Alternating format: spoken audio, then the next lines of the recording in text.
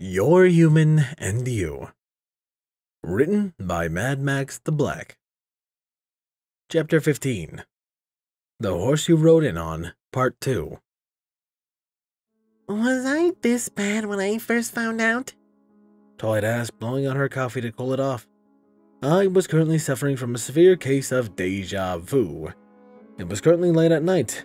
Or was it really early in the morning? Either way, it was nearing 3, and all 3 of us were sitting around the kitchen table. Twilight and I were positioned on one side of the table. Twilight was working on her 5th cup of coffee, while I was still forcing down my first. Sunny, having recently regained consciousness, sat on the other side, her head in her hooves. Her eyes were constantly darting back and forth between me and Twilight, trying to make sense of the situation. Her mane was still damp from her shower, and it cascaded down her shoulders. Her coat was no longer covered in dust and grime, and seemed to gleam in the dim glow of the light over the kitchen sink. She'd even taken the time to preen her feathers, although her trip down the stairs had ruffled some of them again. It was amazing the transformation a simple bath could have. You could still see her ribs, but she looked a lot more healthy than when she had first arrived. However, she looked like she was close to having a mental breakdown now. We moved her out of the kitchen while she was still passed out, using water from the sink to try and revive her. When she had first come to, she had been rather calm and collected. That was until Twilight had made the mistake of asking me what I would like in my coffee.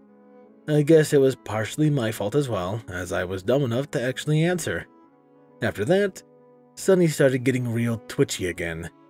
Now it was up to me and Twilight to try and calm her down and salvage the situation.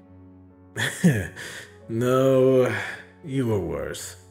I snickered slightly as Twilight gaped at me, clearly offended. How in Equestria was I worse than this? She asked, waving a hoof at Sunny, who cringed slightly, as if expecting Twilight to hit her. You threw stuff at me. Twilight huffed indignantly, but didn't say anything else. I snickered again before taking a tentative sip of my coffee. I grimaced as the vile liquid went over my tongue and down my throat. Even with sugar and cream, it still tasted horrible. As Twilight and I bantered back and forth, Sunny groaned, rubbing her temples with her hose. She closed her eyes. This can't be happening. She muttered to herself. This can't be happening. Hey, that's what Twilight said when she first found out. My remark earned me a bruised shoulder as Twilight glowered at me. It was totally worth it. How can you even understand me? Sunny moaned, looking up at me. I moved to respond, but Twilight beat me to it. Forget him trying to understand you, Twilight said. How can you understand him? It's rare for a pony to know hoof language. My mother was deaf. I had to learn it growing up. Pony feathers. Twilight swore, causing me to snicker again. While they used swear words that I was used to, ponies also had several of their own that were, in my own opinion, very hilarious.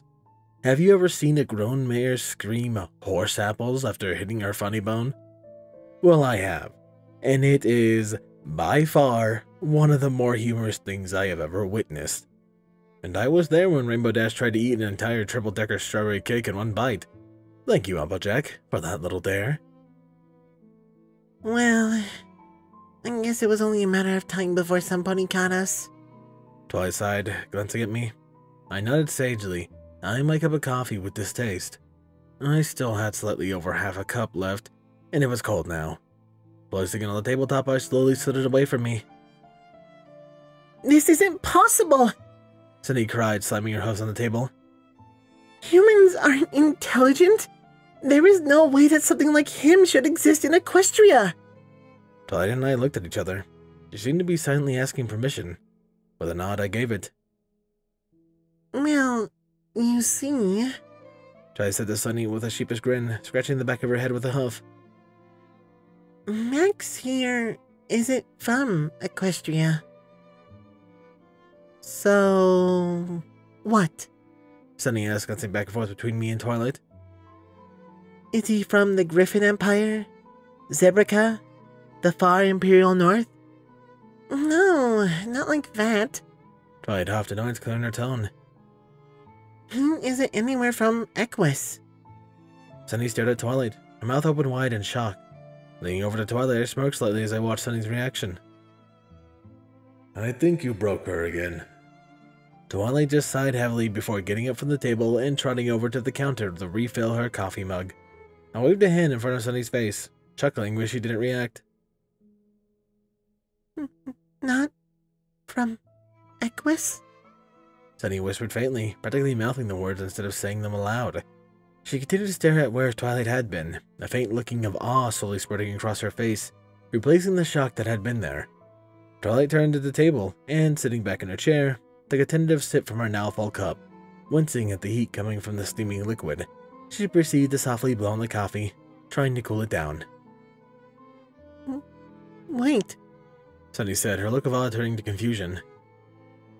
If you are from a different world, then how did you get on Equus? And why did I find you alone in the desert? I smiled slightly at that.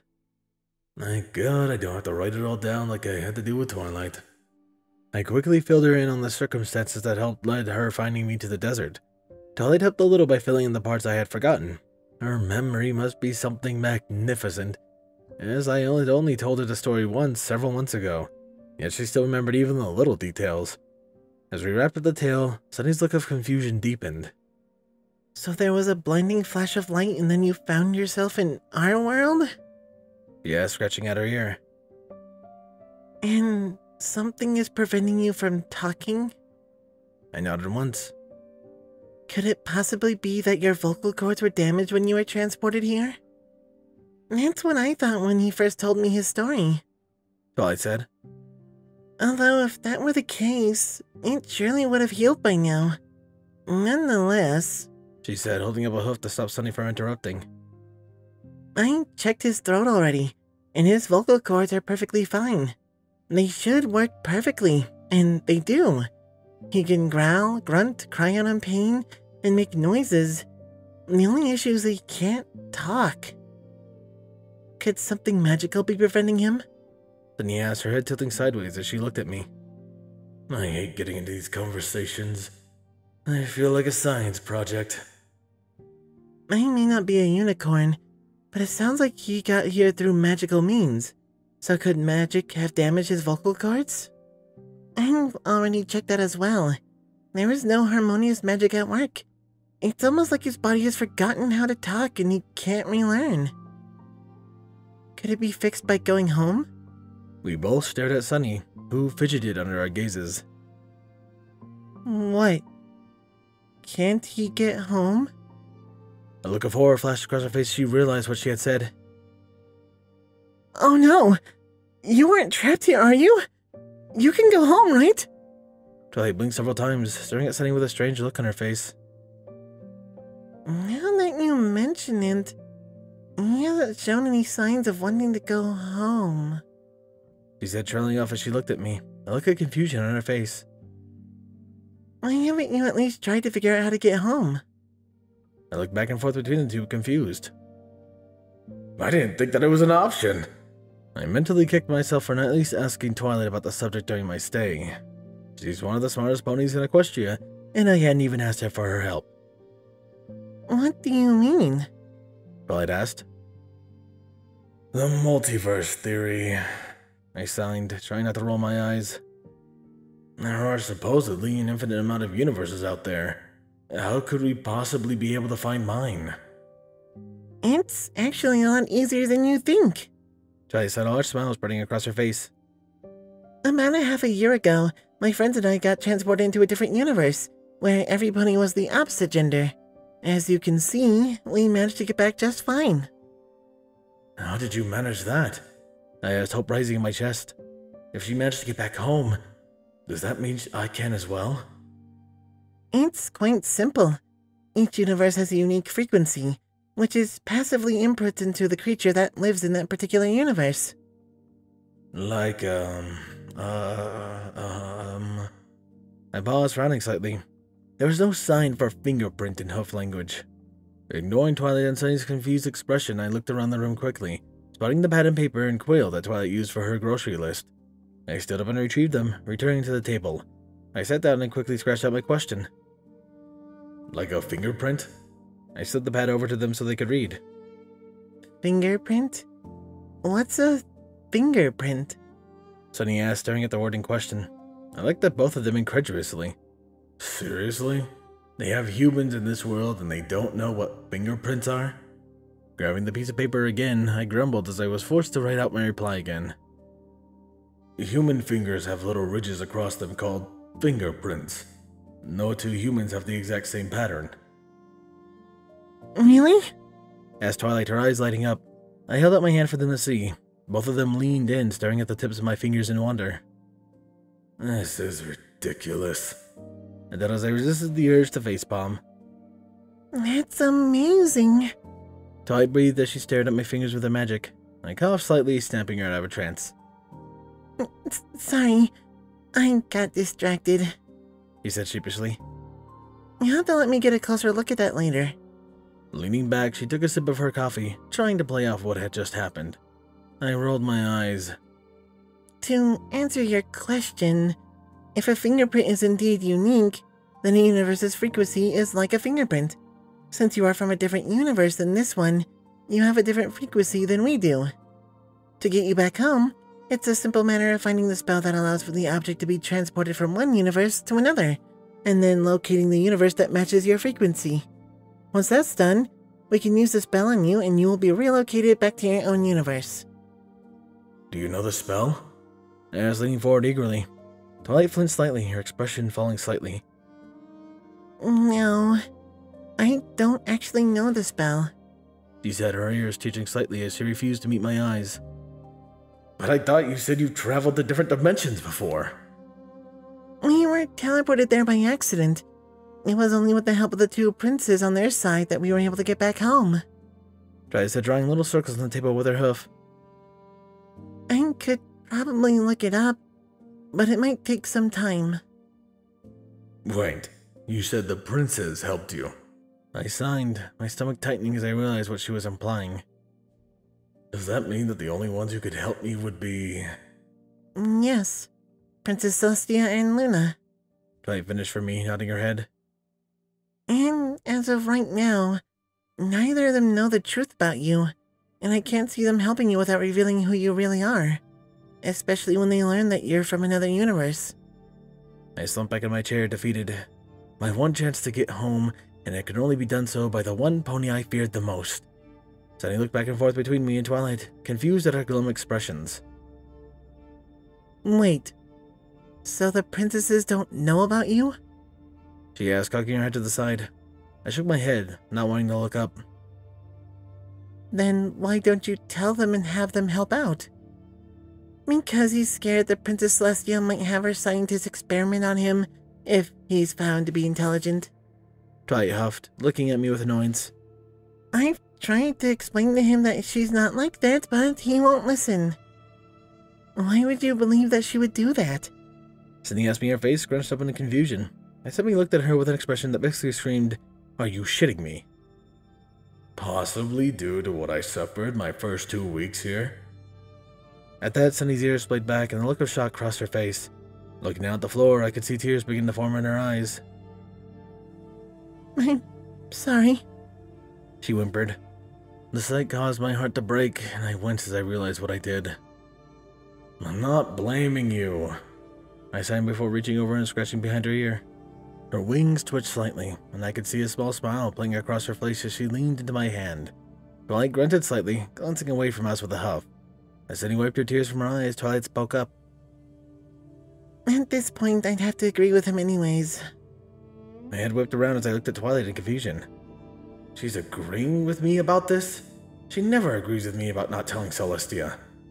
Twilight just sat there, staring off into space with a blank expression on her face, her eyes slightly glazed over. It's probably not a good idea to tell her about him when we've been hiding it for several months already.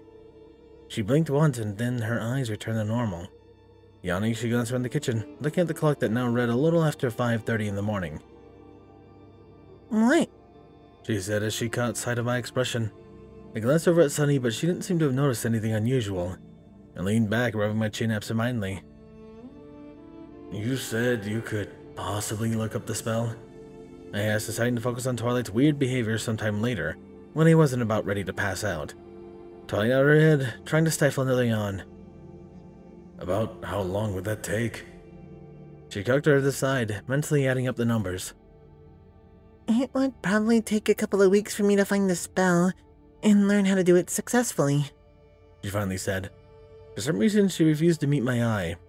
Getting up from the table suddenly, Starlight placed her cup in the sink before heading out of the kitchen. Reaching the doorway, she looked back at both me and Sunny. I'm going to bed, She said, her voice almost sounding sad as she looked at me. I'll start research on the way to get you home tomorrow. Until that time, Sunny. The Vexus perked up upon hearing her name. Due to the unique circumstances in which you find yourself, you'll be staying with us for the time being. Sunny's ears drooped at that. At least until I determine that you are actually sorry about what you've been part of. With that, Twilight turned and left the kitchen, leaving both me and Sunny to stare at her in slight confusion. After several seconds, Sunny looked back at me, fidgeting nervously. I glanced over at her, cocking my eyebrow. I want to apologize again for what you've been through. She said, her ears drooping slightly. I know it doesn't make it right, but I feel like I still need to say it.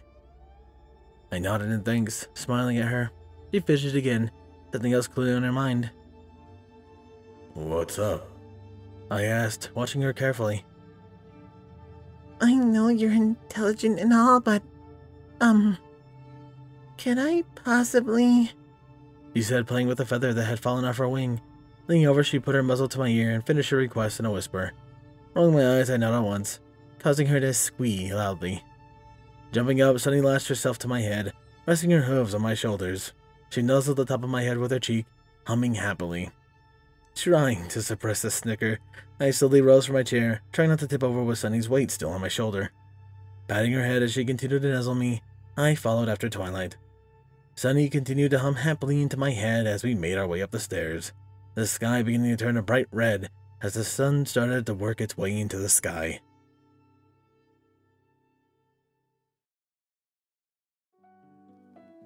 Horse apples! I just got my human boyfriend and I immediately have to send him back already? That's not fair. Oh shit, it's still recording. Thank you to Fireheart's wonderful Patreons. Thank you to Tier 1s, Bounce, Kindness, Chase Lemaster, Dreamless Portal, Hyperlink, Jason, HK4, aka Texture, Lord HiE, Lion Game, Macario, Pony Pony Entertainment, Starlight Blaze, Rain Flicker, and Tyler Perry. His Tier 2s, Captain Blueshadow, Chaotic Mist, The Animated Ghost, DJMX 2000, Elemental Wolf, H1 Wolf, King, Potato 20, Mr. Crazy Deacon, Solar Comment, 212th Trooper, Mackenzie McCullough, Nocturne, Papa Lennon, Redeemer of Dark, Solus Eclipse, Sword Brother, and Mordred, RD Bryant, Rihanna Dragonwolf, and Steel Spark. A big thank you to the previous Titan tiers, Dark Guardian, Danish Dash, Maverick, and User 1842. And a large thank you to the current ones, Biss Eclipse, and Silent Titan. I appreciate his support so much, and it means a lot to him. Now, if only he could find a way to help me get a mirror out of my house.